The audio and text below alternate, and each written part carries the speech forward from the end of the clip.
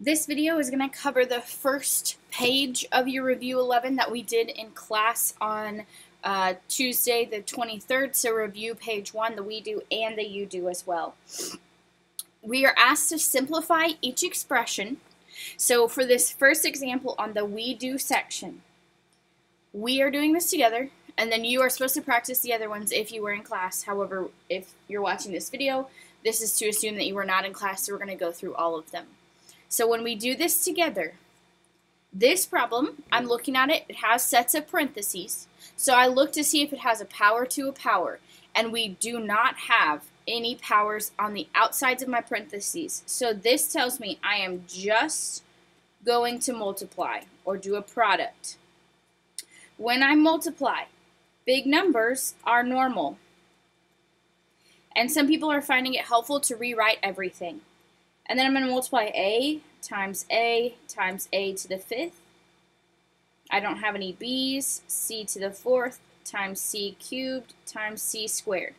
So I am rewriting using multiplication numbers, all my letter a's, and all my letter c's. When I multiply the big numbers, 4 times 5 times 3 is 60. With my a's, I add, so I have 5, 6, 7. Remember, if it doesn't have an exponent, it's really a 1, so we have 7 a's. And then with my c's, I have 4 plus 3 plus 2, which is 9. So my answer is 60, A, 7, C, 9. So that is my final answer. So for this problem, we are just multiplying. Break everything up and follow your multiplication rules. So if you were in class, you would then have practiced this one. We would multiply -3 times -2 times -2 to get -12. X to the 5th times x to the 6th times x squared. Because these are all separate again, we add them. So 5 plus 6 plus 2 is 13. And then y squared times y cubed. We have an invisible 1, so 2 plus 1 plus 3 is 6. So -12, x to the 13, y to the 6th. For the next problem, we again have sets of parentheses. However, this time I look and I see a power to a power, or power on the outside of my parentheses, that needs to be distributed first before I can multiply like I did on the top.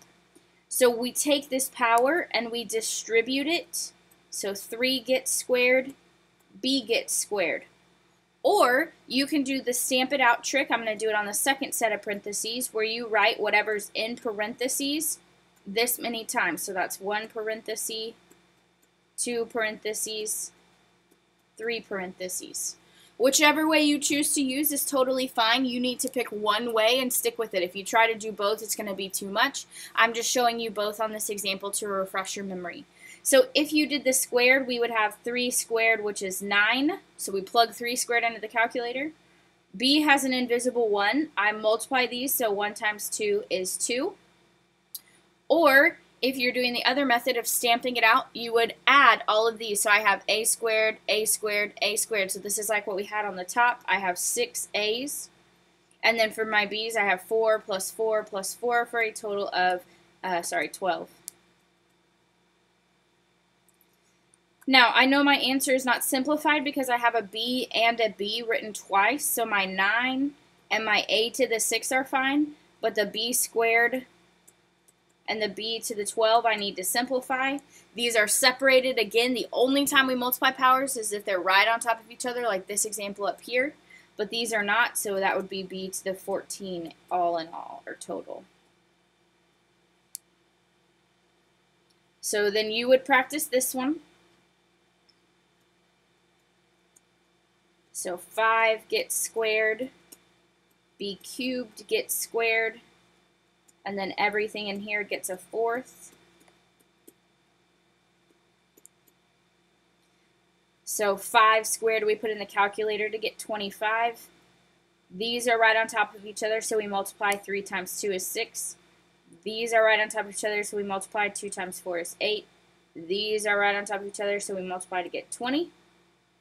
And then we can't have 2 sets of b's, so we need to combine them. So I have 25 and a to the 8 are fine. b to the 6 times b to the 20. We add them to get 26. So note the differences. Here, when you have power to a power on top of each other, your exponents are right next to each other is when we multiply. However, when you have letter, exponent, and they are separated like this, or separated even right here, they're not right next to each other, they have a b in between them, we add. For division, we have a division. Some people are finding it easier to break this up and take it one thing at a time and then put it all back in your final answer, which is fine. So a to the 5th over a squared. I circle where my bigger exponent is. Because division is shown, I really do subtraction. So 5 minus 2 is 3. And I would leave it in the top. So you could write top or wherever your bigger exponent started. B to the 3/2 over b squared. If you can't remember which one is bigger, you can convert that fraction into a decimal just for the purposes of seeing which one is bigger. All you have to do is type that fraction using a division sign instead of the alpha y equals fraction, and we get 1.5. Well, we know that 2 is bigger than 1.5, so my answer needs to end in the bottom. So I take 2 and subtract 3/2, so bigger minus smaller. So 2 minus 3/2. We do need to leave fractions, or leave our decimals in, we need to leave exponents as fractions, so this is 1/2 total. So this would be b to the 1/2, and again it goes in the bottom. And then we have c cubed over c to the 4/3. So we're comparing 3 versus 4/3. 4 divided by 3 is 1.3 repeating. 1 is smaller than 3, so 3 is going to be bigger, so this one is going to end back up in the top. I take 3 and subtract 4/3. So 3 minus 4/3, math, inner, and we get 5/3. And again, this goes in the top. So when you formulate your answer, we have our fraction with the top and the bottom. In the top, we have a cubed and c to the 5/3. In the bottom, we have that b to the 1/2. So some people are finding it easier to break it up into your a's and your b's and your c's and split it up that way, which is totally fine. Some people are okay keeping it together, so if you keep it together, you need to circle which ones are bigger all in all, and make sure you subtract and leave it where the bigger one was.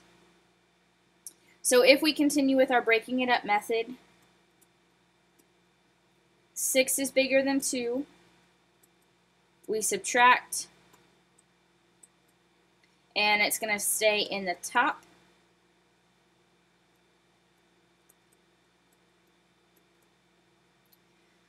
Five halves is 3.5, so 4 is bigger than 3.5. So 4 minus 5 halves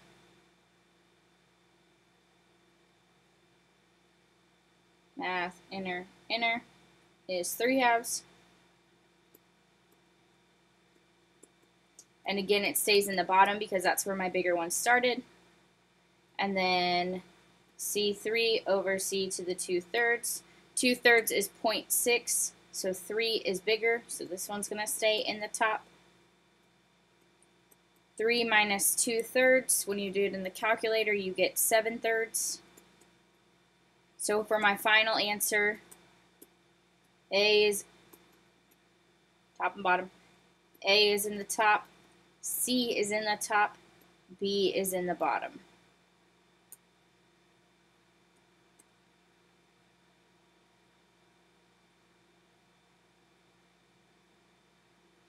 This next example is multiplication like we did at the very beginning. I know it's just multiplication because I do not have any exponents outside of my parentheses that have a power to a power.